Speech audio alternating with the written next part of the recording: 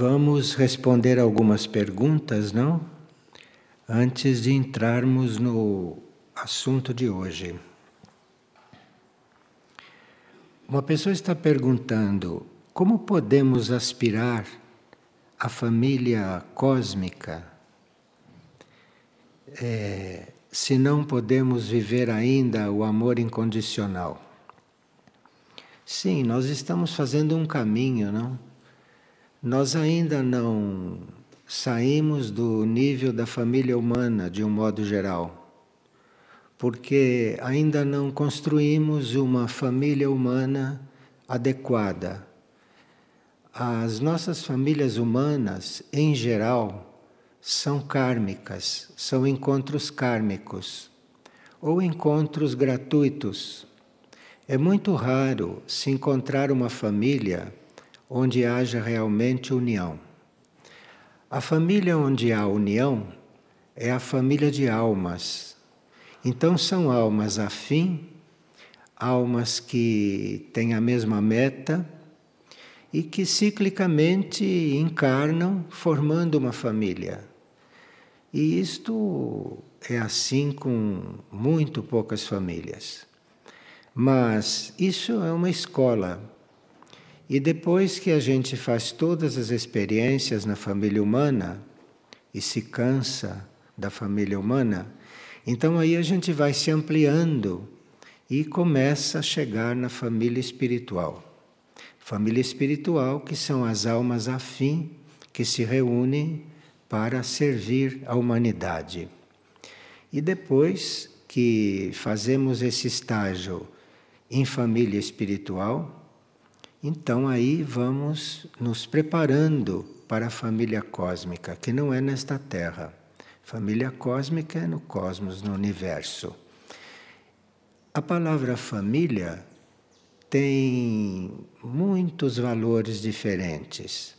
Nós conhecemos a família humana, conhecemos em parte a família universal, espiritual, mas a família cósmica, que é o que a pessoa quer saber, está ainda muito no nosso futuro.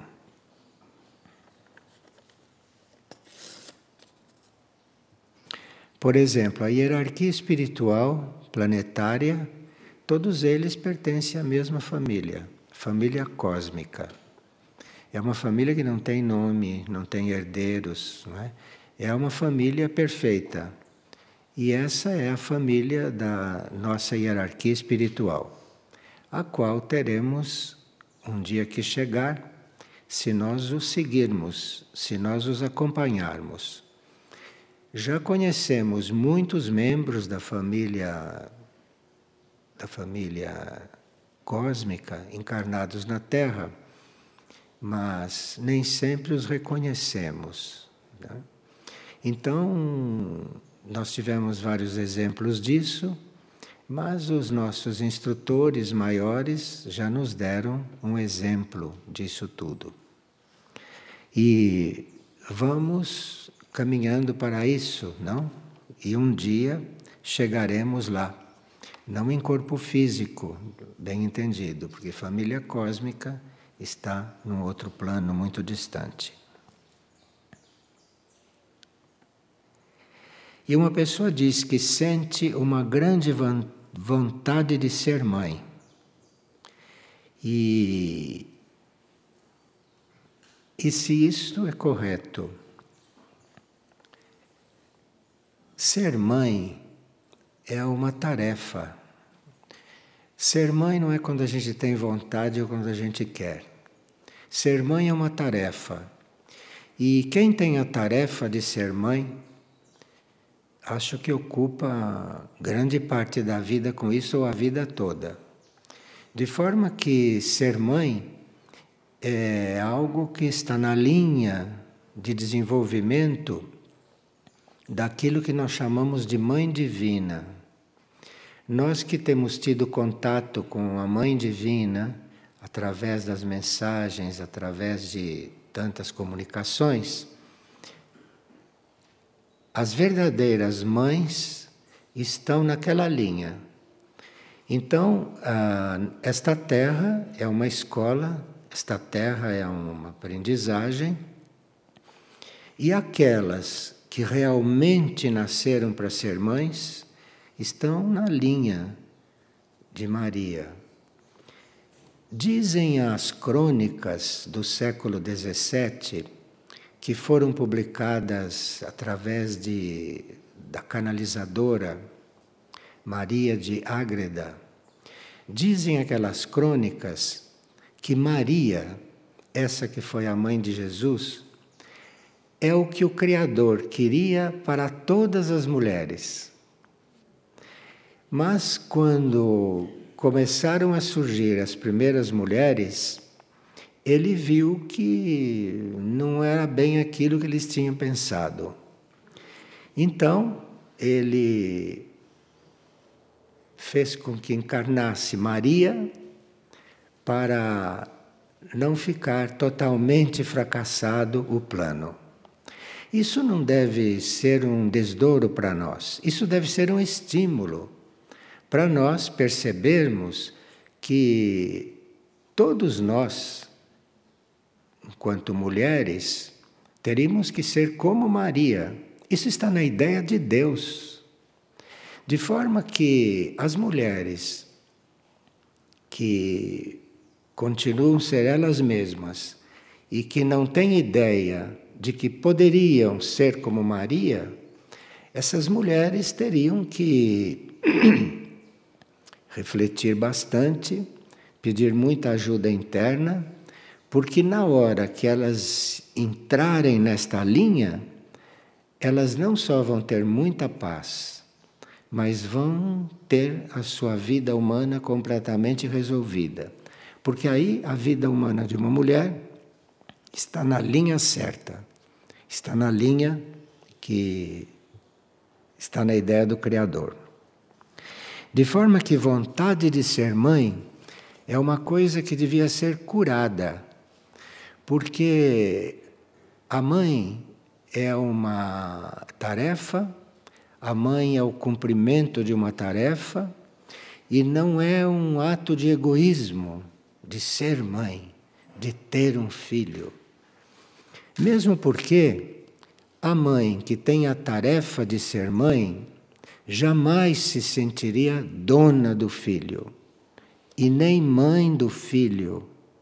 A verdadeira mãe sabe que ela está sendo canal para outra filha de Deus encarnar. Então a verdadeira mãe tem aquilo que chamam de filha como uma irmã, porque nós somos todos irmãos. Então o Criador, se tem alguém que ele destina a ser mãe, essa jamais será possessiva, jamais será uma controladora, jamais será essas coisas. Ela se sentirá uma irmã daquela alma e ela sabe, por aquela alma ter vindo depois, está mais preparada do que ela quando ela chegou. Porque nós passamos por uma preparação antes de encarnar. Então, uma verdadeira mãe, quando aguarda a sua filha, entre aspas, ela está aguardando uma irmã mais preparada do que ela e vai aprender com ela. E aí então existe uma mútua tarefa, um mútuo serviço, não? A mãe proporcionar, a mãe entre aspas, proporcionar a melhor encarnação possível para aquela alma, e a alma que vem vai fazer o possível para trazer muita luz do alto para aquela mãe. Isto tudo tem a ver com a vida de Maria, que segundo o Criador deveria ser como a vida de todas as mulheres. Então é bom que a gente tenha essas noções, mesmo aqueles que estão encarnados em corpos masculinos, não? Porque na próxima poderão estar em corpos femininos e todos nós somos masculinos e femininos, não? Não somos só um gênero, nós somos os dois gêneros. Então, quando se fala de seres femininos, estamos falando de nós todos, em potencial, como almas. E quando se fala de seres masculinos, também estamos falando de nós todos, porque a alma não é masculina nem feminina. E a alma evoluída começa a ser andrógena, que é uma perfeita união entre masculino e feminino. E as mônadas também são perfeitas andrógenas. Então existem vários graus de androginia e tudo isso está no nosso caminho. Bem, com isso, a pessoa que está desejando ser mãe, quem sabe se vai mudar este desejo, quem sabe se vai se liberar deste desejo. Mesmo porque, se ela tiver que ser mãe, ela não tem que se preocupar com isto. Porque quando ela perceber, ela já está sendo mãe. Sem fazer nenhum esforço para isso. Tudo converge para que ela seja mãe, como está destinado. Eu sei que essas coisas não têm nada a ver com as leis da Terra e que essas coisas não têm nada a ver com a mentalidade dessa civilização. Mas essas coisas são reais em muitos planos de consciência, neste também. A nossa consciência que teria que se ampliando para que ela se adaptasse a outros níveis, a outros graus de consciência, para nós podermos viver este fim dos tempos aqui com uma relativa harmonia e com uma relativa paz. A paz e a harmonia não se encontram na vida atual, nem no estado de consciência atual. A paz e a harmonia está num estado de consciência além do nosso atual. De forma que tudo isso vai nos ajudando a nos aproximar de um estado ainda misterioso para nós, mas ao qual teríamos que chegar, ou melhor, vamos chegar. E uma pessoa está perguntando se as pressões que ela tem sentido têm a ver com a mudança dos tempos. Sim, parte da oscilação da pressão arterial que nós poderemos estar sentindo, uma parte disso é por causa, sim, da mudança dos tempos. É por causa das novas irradiações do Sol, etc. E uma parte também da oscilação da nossa pressão pode ser o fato de estarmos transmutando alguma força, alguma energia que está próxima a nós ou em volta de nós. Então, se estivermos transmutando, transformando alguma energia que esteja no nosso âmbito, então aí podemos sim ter alterações de pressão.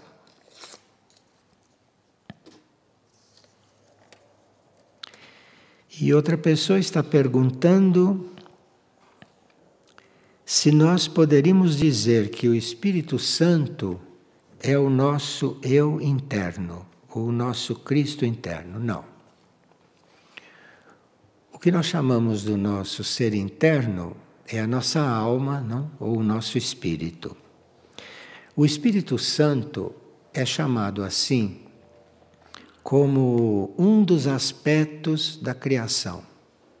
A criação tem 3 aspectos muito misteriosos para nós, porque a criação ser uma em 3 aspectos é uma coisa que não está nas leis da Terra. Na Terra 1 é 1, 3 é 3. Mas na criação, nos níveis transcendentes, 1 são 3 e 3 são 1. São leis diferentes.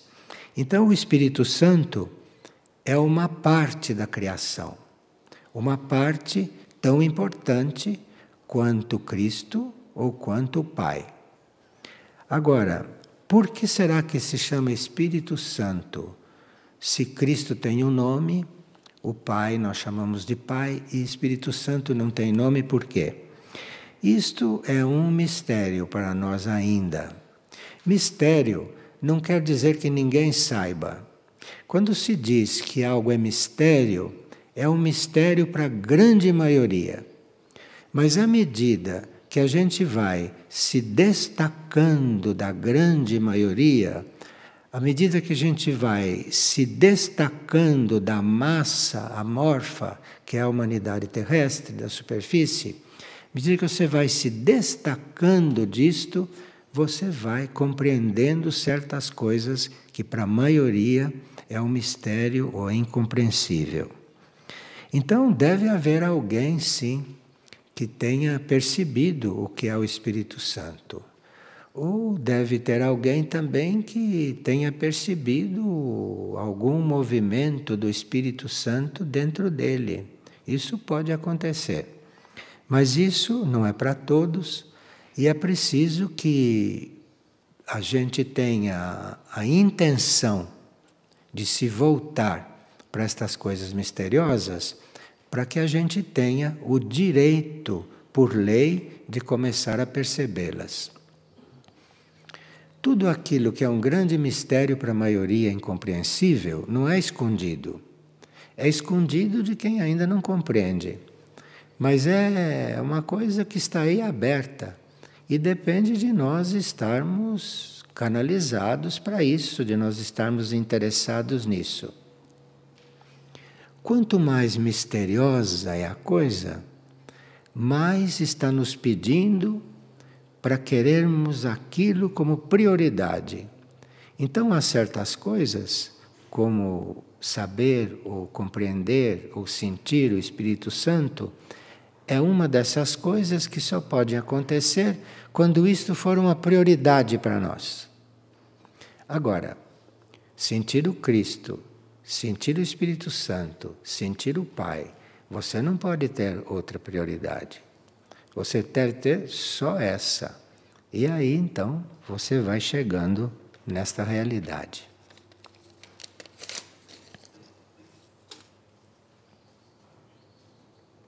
E qual é a diferença entre indiferença e neutralidade? Indiferença é a ausência de vida, a ausência de amor. Então, se nós estamos sob a energia da indiferença, nós teríamos que ser curados disso, porque isso não é vida, isso não é amor. Então é preciso que estejamos abertos para ajudar a quem precisa mais, para irmos desenvolvendo este amor em nós e sairmos da indiferença. Porque a indiferença não é um estado sadio. Agora, neutralidade é outra coisa. Neutralidade é o fruto do equilíbrio do nosso aspecto feminino com o nosso aspecto masculino. Esses dois aspectos não foram feitos para estar em conflito. E eles não foram feitos também para ser só um proeminente e o outro ficar recolhido, como normalmente acontece nas nossas encarnações. Mas esses dois aspectos, masculino e feminino, teriam que, dentro de nós, encontrar a forma de conviverem e de irem se harmonizando. E parece que um homem perfeito ou uma mulher perfeita só chegarão a ser perfeitos quando o aspecto masculino e feminino estiver perfeitamente equilibrado dentro deles. Claro que na vida normal das pessoas isto é uma coisa que não existe. Mas, como nós sabemos, para nós conhecermos outros estados de consciência e para nós conhecermos outras etapas evolutivas, é uma condição essencial que a gente se destaque da humanidade comum e da humanidade normal. Porque senão ficaremos nessa mistura que são essas criaturas, não é? Que necessitam de muita ajuda. Necessitam de muita ajuda porque não encontram a forma de se sentirem reais. E quando ilusoriamente parece que estão se sentindo reais, caminham para uma desilusão, para levá-las para a realidade. E enquanto não perceberem que a realidade está dentro delas, bem unidas à sua essência mais íntima, enquanto não se voltarem lá para dentro, ficarão fazendo parte desse mar humano que vocês conhecem.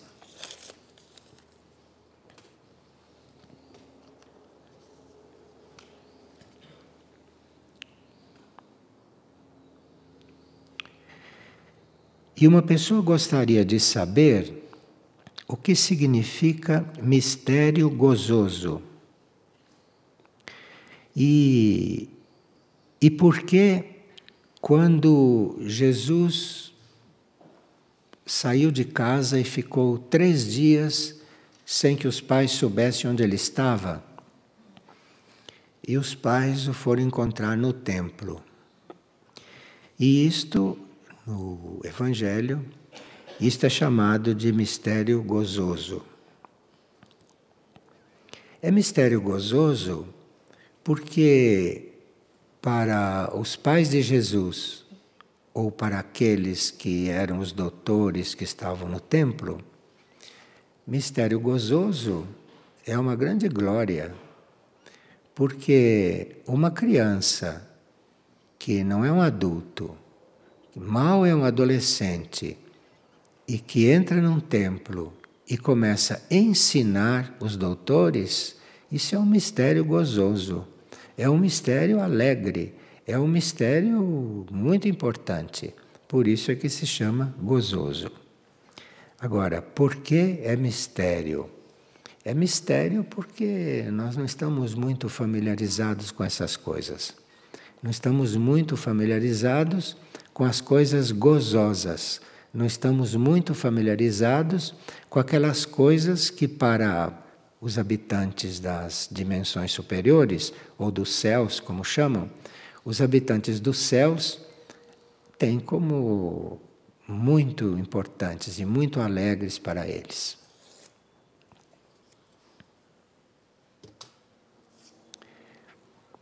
E quando Cristo Jesus se refere à sua igreja, ele está falando da Igreja Católica Apostólica Romana? Depende. Em certos momentos está, porque ele disse que iria fundar a sua igreja e fundou a sua igreja. Mas em outros momentos, parece que ele está se referindo também a uma coisa mais elevada. Então é como se a igreja visível tivesse que se erguer e se aproximar da verdadeira igreja, que é a igreja divina, a igreja nos altos níveis de consciência, igreja onde estão as consciências evoluídas.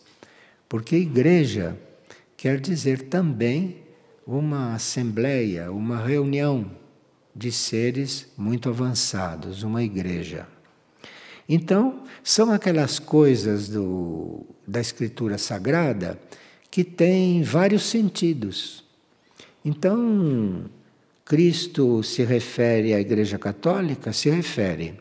Mas se você compreende que ele também se referia a outra, ele se referia também a outra. Porque ele procurava, como Jesus, falar de uma forma que todos pudessem compreender. Que todos compreendessem, desde do sentido mais elementar daquela realidade, até o sentido mais abstrato.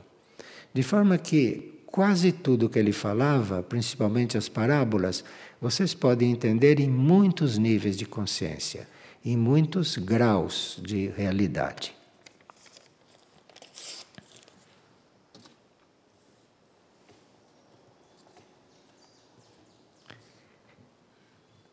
E uma pessoa está perguntando o que é deserto.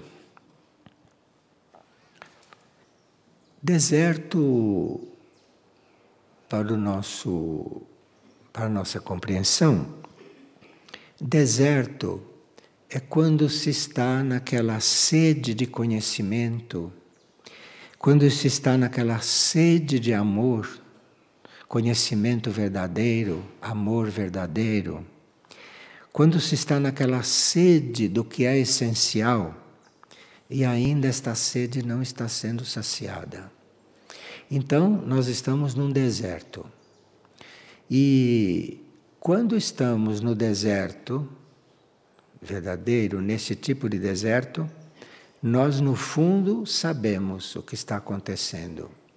Então, quem está no deserto sabe que ele está às portas de começar a ter o conhecimento que ele esperava, o amor que ele esperava e a sede de essencial que ele esperava. Quem se sente no deserto não fica desesperado e nem aflito para sair. Quem está no deserto não sofre. Quem está no deserto não pode nem explicar para os outros o que é isto. Ele está ali sabendo que ele está diante da porta de um outro estado. Isto seria estar no deserto. Agora, a mesma pessoa pergunta o que é noite escura da alma. E se a noite escura é o mesmo que o deserto? Não, não é o mesmo. O deserto é isso que nós já falamos.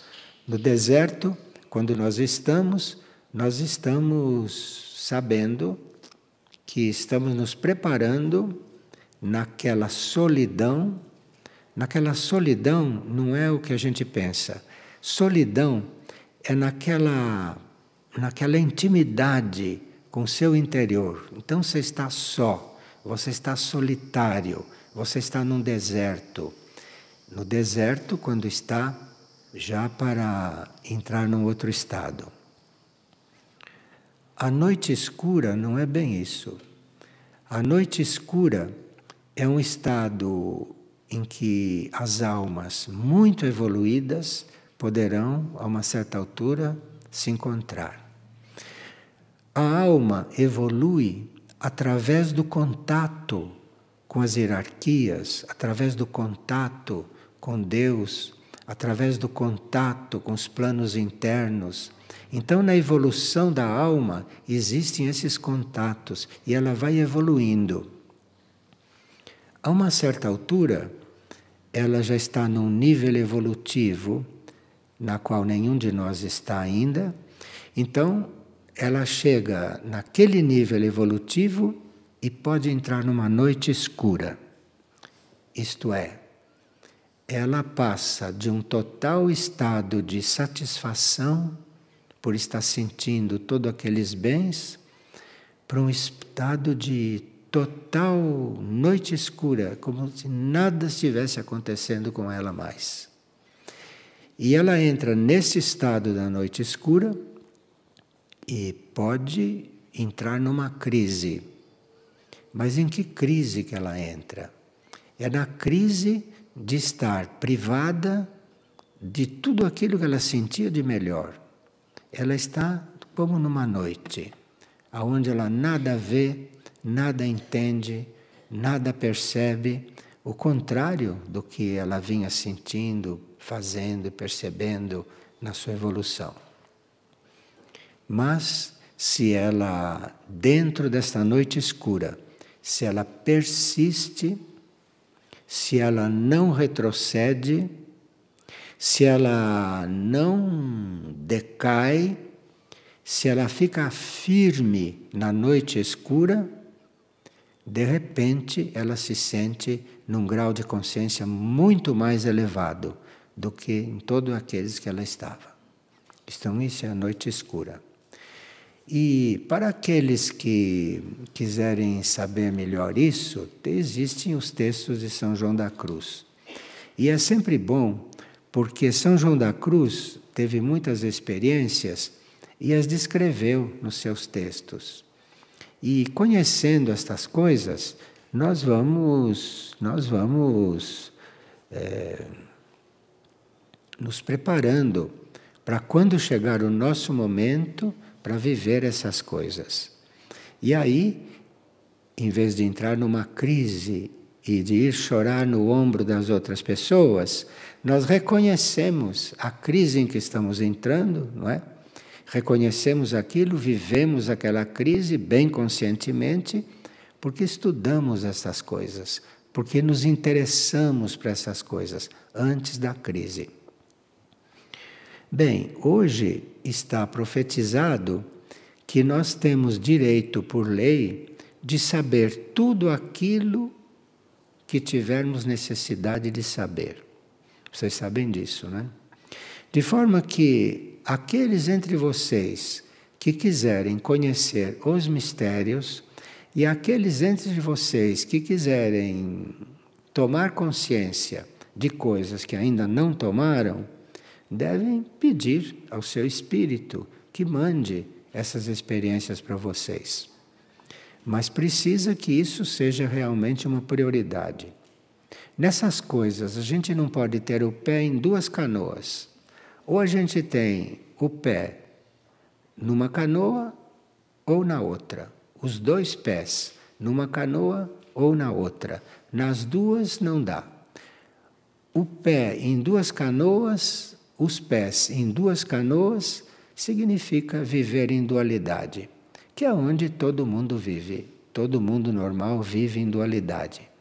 Mas isso não é um estado eterno. A uma certa altura, a dualidade vai se resolvendo, vai se transformando em dualidades mais sutis, não é? Até que um dia, ou até que em algum momento, nós estejamos unidos, unidos dentro de nós. E isto quer dizer que estaremos unidos com todo o universo. Bem, aqui nós temos uns avisos que é o seguinte. Às quartas-feiras, às 17 horas, como hoje, né, nós vamos ter, às quartas-feiras, uma partilha no auditório, que são, em geral, comentários ou que são estudos a respeito de algumas chaves, não, que nós poderemos ter recebido nas mensagens de Cristo Samana ou nas mensagens de Maria. Então, às quartas-feiras, a esta hora, em princípio, nós vamos nos dedicar a esse estudo, vamos nos dedicar a desenvolver certas chaves, certas coisas que podem ter ficado obscuras para nós, ou certas coisas que nos passaram despercebidas nas mensagens de Cristo e nas mensagens de Maria. Porque tanto as mensagens de Cristo quanto as mensagens de Maria têm mais conteúdo nas entrelinhas do que na própria palavra escrita. De forma que nós teríamos que ir treinando a entrar em contato com essas mensagens de uma outra forma. Então teríamos que ir treinando a entrar em contato com isto de forma que pudéssemos realmente nos transformar. E então às quartas-feiras, às 17 horas, vamos nos dedicar a isso. E hoje trouxemos aqui algumas coisas a respeito desses assuntos. Bem, hoje então vamos ver algumas chaves que se encontram naquela comunicação de Cristo Samana do dia 6 de fevereiro. Vocês devem ter entrado em contato com essa mensagem através da internet ou pelos quadros de avisos, mas vamos cuidar de algumas chaves deste dia 6 de fevereiro, que assim vocês vão percebendo de que se trata nesses estudos, que vão se dar às quartas-feiras. No dia 6, ele disse: quem não confia na misericórdia se debilita. Aqui ele responde a muitas coisas, não? Então, misericórdia é essa resposta que o universo nos dá quando nós temos uma necessidade. Então nós temos uma necessidade e, por misericórdia, recebemos algo do universo. Quando nós dizemos que estamos em contato com o universo e que o universo tem misericórdia de nós e nos supre daquilo que nos é necessário, nós temos que ver isto no sentido oculto. E o que é sentido oculto? É o seguinte: a única coisa que nós temos necessidade realmente é da única coisa necessária. Conhecem isso, né? Existe só uma coisa necessária, todo o resto é desnecessário, fantasia e quimera. Existe só uma coisa necessária, que é você ir encontrando o seu interior e sentindo a realidade interna sua. E quem não confia na misericórdia do cosmos se debilita, porque é por misericórdia do cosmos que nós podemos encontrar esta realidade. E numa outra partilha, Cristo Samana nos diz: humanamente você não pode fazer isto, humanamente você não pode conseguir isto. Não pense que como ser humano você vai se sentir inteiro, total. Por misericórdia cósmica, você se sentirá habilitado, você se sentirá unido, você se sentirá todo perfeito, por misericórdia cósmica. Veja que isto é uma mudança de chave na nossa vida. É uma mudança total de ponto de vista, porque tudo aquilo que seria a nossa total realização, inútil estar buscando isso humanamente. Humanamente ninguém chega nisto.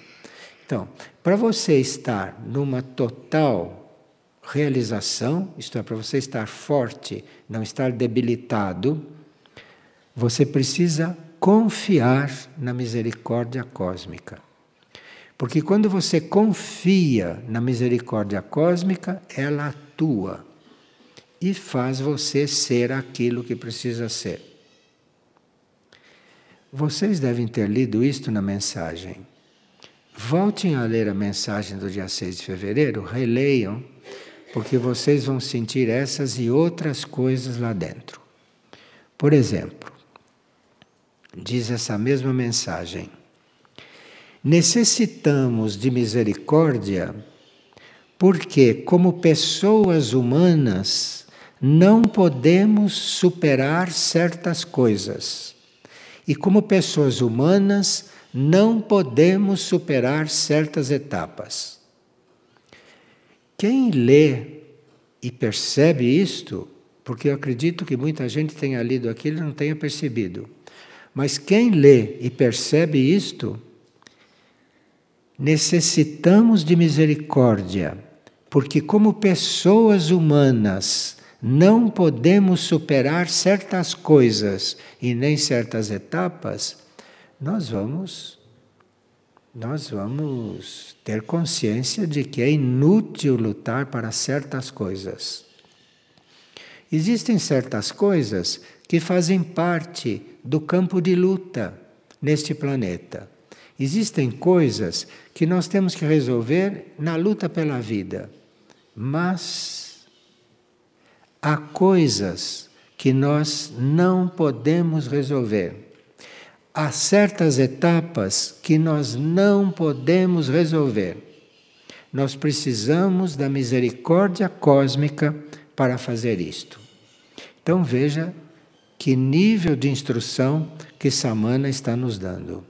Bem diferente de muita instrução pré-preparatória, muito diferente de muita instrução para a nossa formação humana e para a nossa formação espiritual.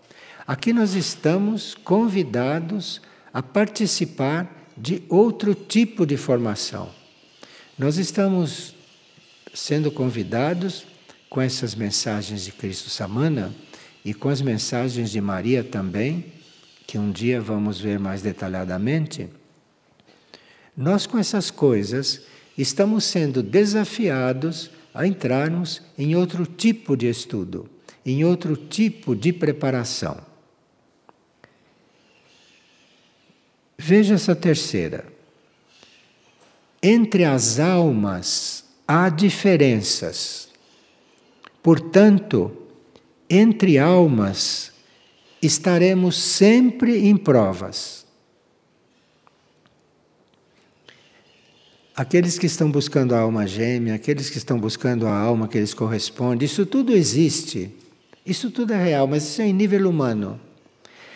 Na realidade, quando uma alma está diante da outra e ambas são maduras, uma diante da outra se encontra em prova. Porque não existem duas almas iguais.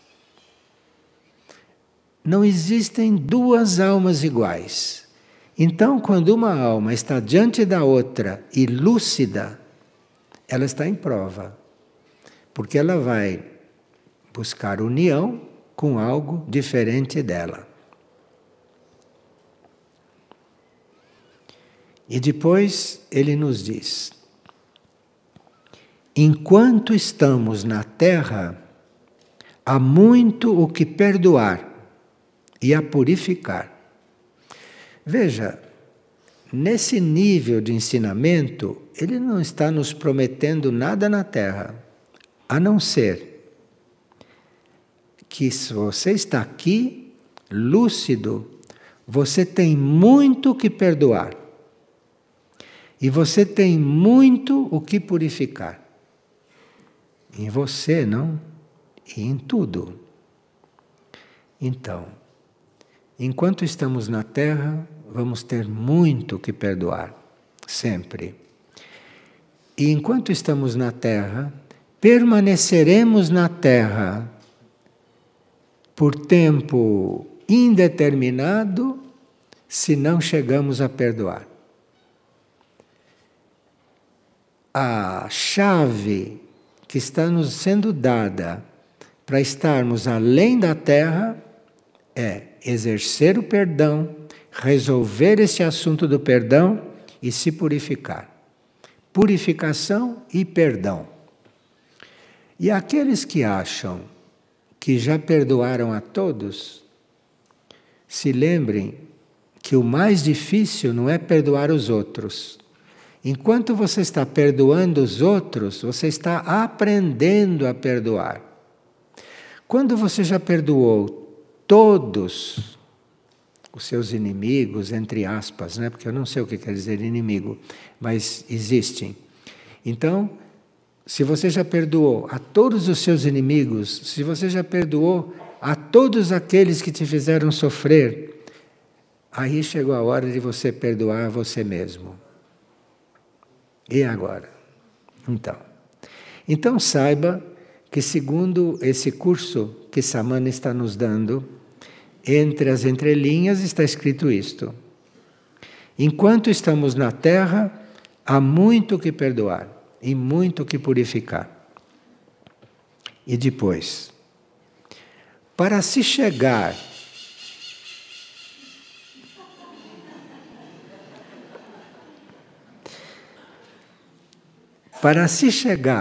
a níveis superiores, as rivalidades entre as consciências devem estar transcendidas.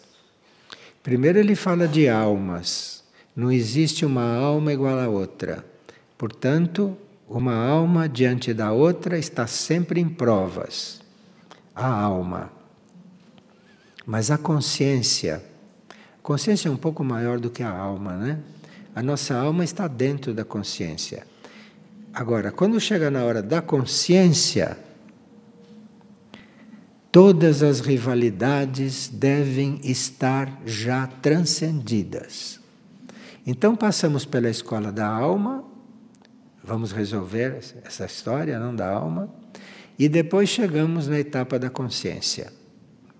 E ali, nos níveis superiores, todas as rivalidades devem estar transcendidas. Então, num certo nível de consciência, não há mais rivalidades. Tudo isto foi transcendido. E é para isso que a energia de Samana e a energia de Maria estão querendo nos levar. Vocês notaram que, principalmente, Maria não fala do dia a dia, não é? A não ser ore o dia inteiro se puder. A única coisa do dia a dia que ela fala. E ele nos fala também nada do dia a dia. Isto é, tudo que nós vivemos está para ser transcendido. Tudo que a gente vive, por mais sério que a gente ache, por mais verdadeiro que a gente ache, e por mais real que a gente sinta o que está vivendo, tudo está aí para ser transcendido. Agora, ele diz que as ideias mentais perturbam a pureza e a limpidez do coração. Aqui ele entra com o coração. Ele começa a entrar com o coração. E está nos advertindo, está nos avisando que as ideias mentais, estas ideias que nós temos normalmente, perturbam a pureza e a limpidez do coração. Porque numa certa altura nós vamos compreender que teríamos que pensar com o coração, não com a mente. Quem pensa com a mente só são os diletantes, são os principiantes nesse processo evolutivo. Então pensa com a mente. Depois da mente o ter desiludido, porque tudo que a mente nos promete pode não ser, então chega num ponto que nós estamos desiludidos da mente. Então estamos maduros para pensar no coração. Veja que é um curso mais ou menos adiantado para nós, hein? Mas muito estimulante para nós, muito estimulante e muito curador, obviamente. Então, as ideias mentais perturbam a pureza e a limpidez do coração. Vocês podem experimentar, se vocês estão em algum conflito, ou se estão em algum estado que deve ser resolvido, vejam o que diz a mente e sintam o que ela está dizendo.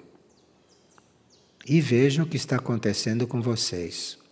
Depois ponham aquilo de lado e se voltem para o coração. E vejam o que o coração está dizendo. Mas aí precisa querer mesmo saber o que o coração está dizendo. E aí entramos na escola de começar a saber as coisas pelo coração. Mas isso precisa ser decidido por nós. Nós não podemos entrar no coração, uma coisa que nunca foi usada por nós. Nós não podemos... Para nós, coração é uma coisa que bate, que nos possibilita circulação, respiração. Isso que é coração para nós. Quer dizer, nós nem sabemos o que é coração. Então, nós precisávamos estar buscando algo no coração para começarmos a entrar nessas aulas, não, que Samana está nos dando. Depois ele diz: as palavras das mensagens não devem ser uma teoria. As palavras das mensagens devem tornar-se um caminho para a transformação do coração. Então, ele na mensagem, nas suas palavras, ele não está querendo nos dizer a última palavra. Ele não está querendo nos dizer aquilo que é a lei final. Nas suas mensagens, ele está fazendo o possível e o impossível para nos levar para o coração. Porque o caminho é para a transformação do coração. E para nós transformarmos o coração, precisa que a gente já o tenha em conta. E aí vamos transformá-lo. Porque o nosso coração, assim como é, não é para ficar assim. O nosso coração é para ser como o coração dele, ou como o coração dela, Maria. Essa é a instrução que estão nos dando. É uma instrução praticamente inédita para o nosso nível de consciência. Então não é uma coisa que a gente passa pelo quadro e lê e vai embora, e passa. Nem leu estas coisas lá. Nem leu. O que liga a internet está lá e ele lê e desliga a internet. Isto não é assim. Nós estamos aqui numa escola de vida, mas não vida nesta terra somente. Nós aqui estamos numa escola de vida para outros níveis de consciência. Esse dia 2, esse dia 6 de fevereiro, é um dia muito fundamental entre as mensagens. Por isso que nós começamos com este dia. Eu vou reler essas mensagens do dia 6.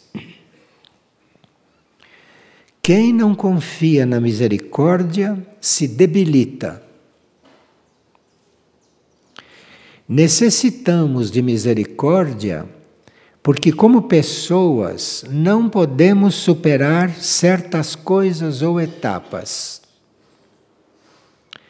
Entre as almas há diferenças, portanto, entre almas estamos sempre em provas. Enquanto estamos na Terra, há muito que perdoar e há muito que purificar.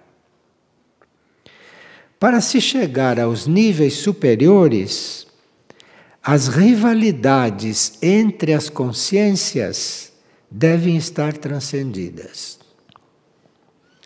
As ideias mentais perturbam a pureza e a limpeza do coração.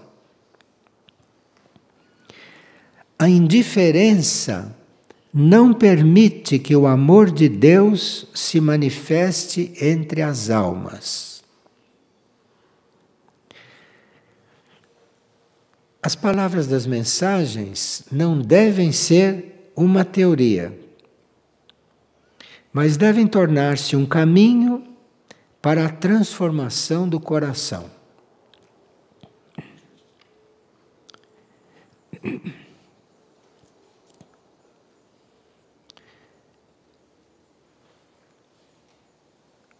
Vocês gostariam de ver o dia 7 de fevereiro ou terminamos aqui hoje? Prosseguimos? Dia 7 de fevereiro. Isso que vocês estão ouvindo é uma seleção da mensagem, porque a mensagem é mais longa. Mas esperemos que tenha pego o sentido que nós precisamos para sintetizar. Dia 7. Se existir amor entre irmãos, ficarão libertos de entrar em falsos juízos. Vocês já viram que vocês formam juízos falsos a todo momento, né? Não temos nenhum juízo correto, os juízos são falsos. E formar um juízo a respeito de um outro é um dos maiores equívocos. Então, se existir amor entre irmãos, ficarão libertos de entrar em falsos juízos. Porque se não houver amor entre nós, entre irmãos, como ele chama, se não houver amor, nós nos julgamos. E nos julgamos de uma maneira falsa. Segunda coisa que ele diz: se existir amor entre irmãos, não importará em que coisa o outro erre. Se existe amor entre dois irmãos, os erros do outro não importam, não nos importam, não nos tocam. O que importará será o outro irmão, além do erro, não o irmão errando, ou o erro do irmão. O que nos importará é ele, além do erro, não a situação atual dele. Amando-se além dos erros, haverá respeito mútuo entre os seres. Aqui ele está dizendo entre as palavras que não pode haver respeito mútuo entre nós. Se nós não estamos nos amando além dos nossos erros. Então veja que essas coisas vão por etapas. Você primeiro precisa nos olhar além dos erros, para depois nos amarmos além dos erros. E aí vamos saber o que é amar um outro. Se não houver harmonia, não poderá existir paz. E se faltar paz, faltará amor na união. Porque de união o mundo está cheio, né? O inferno também está cheio de uniões, está todo mundo unido. Mas se não houver harmonia, não poderá existir paz. E se faltar a paz, faltará amor na união. Vocês já imaginaram que pode ser uma união sem amor? Bom, vocês devem conhecer essas coisas, não? É uma coisa inimaginável, infernal, uma união sem amor. Que são as uniões normais. Se não houver harmonia, não poderá existir paz. E se falta paz, faltará amor na união. Depois ele diz: tudo tem seu ciclo, inclusive as grandes provas. Sim, porque as provas não ficam em continuidade, não? Nós temos períodos de repouso entre as provas. E nós vamos tendo as provas da vida, não normais, com pequeno repouso entre elas, mas as grandes provas, será que nós já conhecemos? Então, tudo tem seu ciclo, inclusive as grandes provas. Parece que o mundo está se aproximando de uma grande prova e que a humanidade vai ter uma grande prova agora. Não sei se está preparada, não sei se ela presta atenção nas próprias provas, mas agora todos vão ter uma grande prova. E tudo tem seu ciclo, inclusive as grandes provas. E é nas grandes provas que ficam evidentes as grandes fraquezas. Então, essas nossas fraquezas pequenininhas, essas nossas fraquezas triviais, essas coisas de criança, porque a humanidade é criança, né? Essas coisinhas, isto não são as grandes fraquezas nossas. As nossas grandes fraquezas, nós só vamos conhecer nas grandes provas. Ali é que elas vão ficar evidentes. O que ele quer dizer com isso? Em outras palavras, ele quer dizer que nessa grande prova que se aproxima, nós vamos nos liberar. Porque é nessa grande prova que vão ficar evidentes as nossas grandes fraquezas. E aí, cara a cara com a nossa grande fraqueza, nós poderemos nos libertar dela. Mas enquanto não estivermos cara a cara com as nossas maiores fraquezas, estamos nos distraindo com essas fraquezas infantis que nós conhecemos. Então, esta grande prova agora, para aqueles que sabem recebê-la, é a libertação. Porque esta grande prova vai trazer a sua grande fraqueza na sua frente e você, vendo cara a cara, você ali toma uma decisão e vai se libertar. Mas antes de ver qual é a sua maior fraqueza, você está brincando de lidar com fraquezas. Veja, está nos dando um curso bem diferente, viu? Do pré-preparatório e do preparatório. Deus não trata com os erros humanos.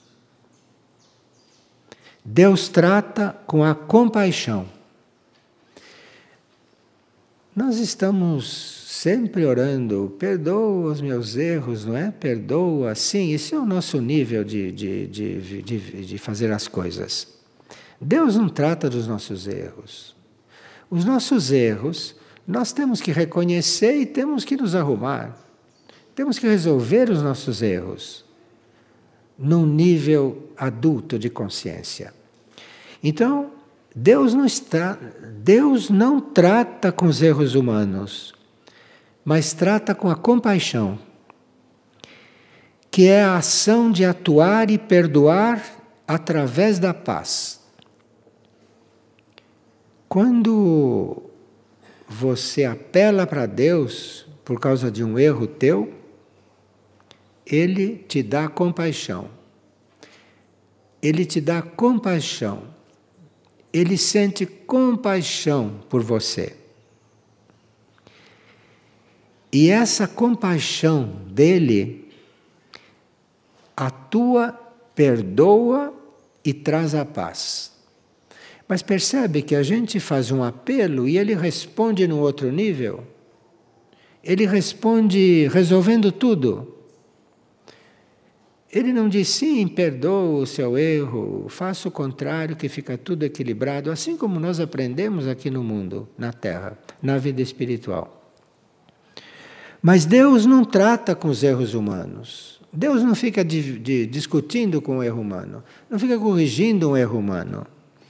Não seria Deus, seria um deusinho desses nossos aqui. Mas trata com a compaixão, que é a ação de atuar e perdoar através da paz. Então, quando você realmente se dirige a Deus por causa de um erro, não se assuste se você em seguida se sentir em perfeita paz. Não se assuste. Não se assuste dele dizer que perdoa, que não perdoa, que vá cumprir. Não se assuste. Se você realmente fizer esse pedido, não se assuste se você receber uma grande paz. Depois, falar sobre o que não se sabe ou falar sobre o que não se entende, isso é como alimentar o mal. Nós falamos o dia inteiro daquilo que não sabemos, não é? Nós falamos do outro, falamos da vida, falamos do futuro, falamos do que está acontecendo. Nós não sabemos o que falamos, porque não sabemos nada dessas coisas. E não entendemos também essas coisas. Se nós tivéssemos entendido essas coisas, nós não estaríamos mais encarnados. Então, falar sobre o que não se sabe ou o que não se entende, isso é como alimentar o mal. Isso é como alimentar o mal. Então você vê que nós praticamente estamos alimentando o mal quase o tempo todo, sem percebermos, sem sabermos. Eu tenho fé que vocês vão ler essas mensagens de Cristo Samana diárias com uma outra percepção. Tenho fé que vocês vão procurar nas entrelinhas, vocês vão procurar numa palavra o que aquela palavra quer dizer. é preciso ler aquilo realmente com o coração. E é o coração que te diz, olha aqui, porque a mente não chega lá. A mente não chega lá. Então é o coração que chega. E ele diz, enquanto estivermos neste mundo, aprenderemos alguma coisa. Se a gente deixasse de aprender, iríamos ser expelidos deste mundo. Porque enquanto estivermos neste mundo, aprenderemos alguma coisa. Então, para estar neste mundo, deve ser para aprender. Não há outro motivo para estar neste mundo. Nós estamos aqui para aprender. E ele diz, a minha segunda vinda é para retirar a coroa de ilusão que muitos levam sobre si mesmos. Sobretudo aqueles que me negam. Então, as pessoas perguntam sempre, quando será a segunda vinda de Cristo? O que ele virá fazer?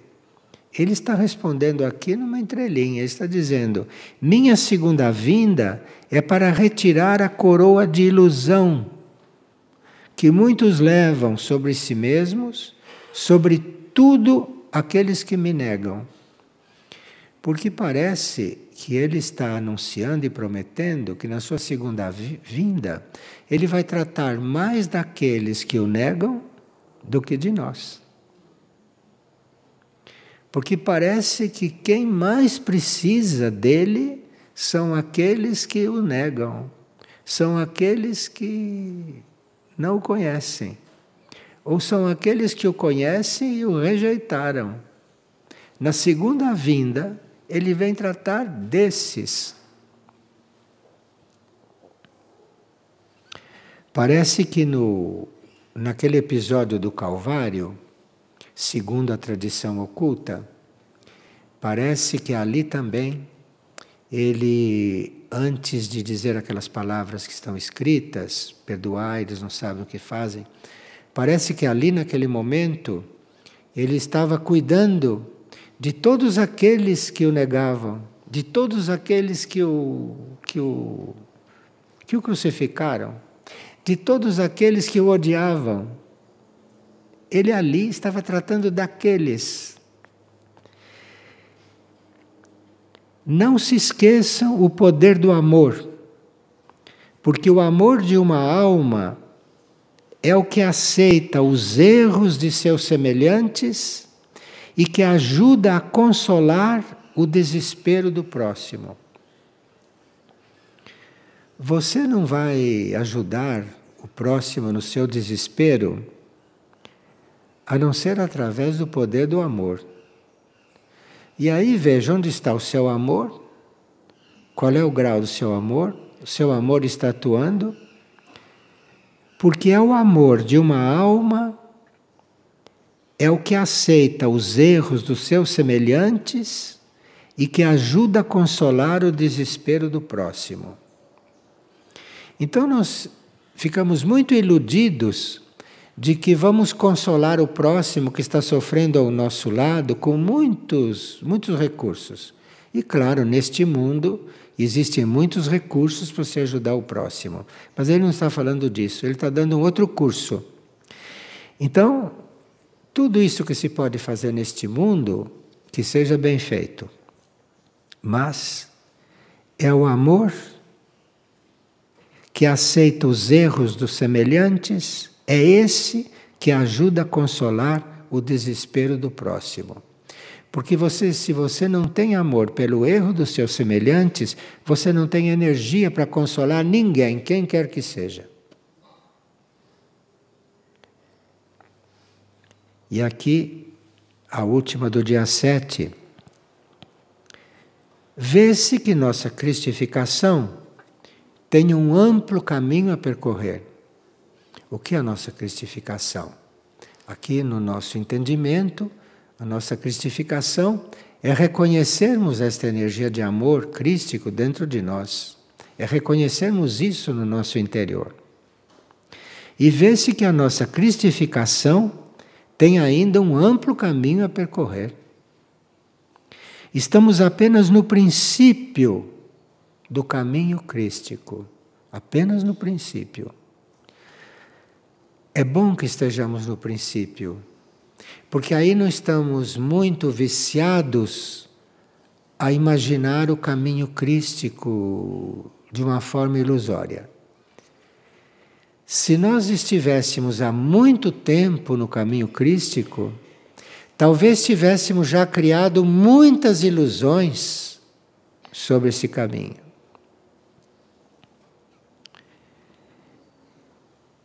A nossa cristificação, tendo muito a percorrer, nós estamos com muito mais possibilidades de entrar no verdadeiro caminho, porque não temos a menor ideia do que ele é.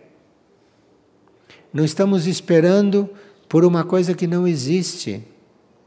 Como muitas pessoas esperam um caminho que eu não sei de onde eles tiraram aquele caminho.